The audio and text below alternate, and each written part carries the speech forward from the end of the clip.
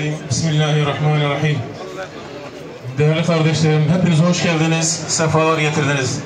Allahu Teala bu gecenizi mübarek kılsın, Gazze'nin kurtuluşuna vesile kılsın inşallah.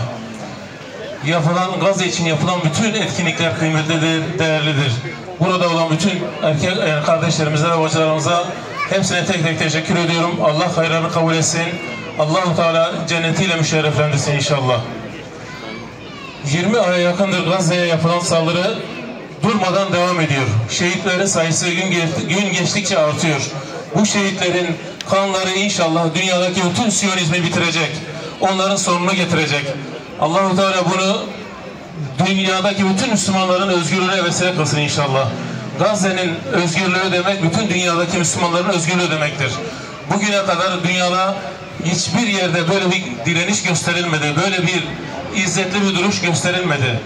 İnşallah bu şehitlerin kanları, bu şehit olan küçük çocukların kanları Siyonizmi boğacak, onların sonlarını getirecek. İnşallah bu da ümmetin bir araya gelmesine, burada olduğu gibi bütün insanların, bütün Müslümanların bir araya gelmesine ve ümmetin ittifakına vesile olmasına sebep olacak inşallah. Burada aylardır devam eden Filistin direnişini buradan tekrar selamlıyoruz. Bütün kardeşlerimizi burada tekrar hayırlarını Allah tarafından kabul edilmesini diliyorum. Allah hepinizden razı olsun. Darbe gelmesin diye bize ne diyorlardı biliyor musunuz? Çekilin, bana müdahale etmeyin. Eğer müdahale edecekseniz gidin Siyonistlere müdahale edin diyordu. Ve çoğu bunlar da farklı ülkelerden gelen farklı dinlere mensup insanlardı. Ve insanlığın vicdanı bugünden sonra harekete geçmiştir. Uluslararası vicdan harekete geçmiştir kardeşlerim. Ve bugün malımızla, canımızla, kanımızla artık biz Siyonistlerin tam karşısında mazlumların yanında olmaya devam edeceğiz.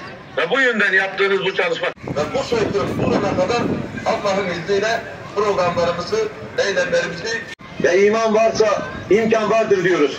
Bundan dolayı Allah'a hamdolsun özellikle farklı ülkelerden insanların bu eyleme katılması ciddi manada ses getirdi ve ben ümitle çok dolu oldum. Mesela müsaade etmeyeceğiz. Biz insanız. Biz insanlığımızı kaybetmedik. Ve her şeyden önce biz Müslümanız, Müslüman.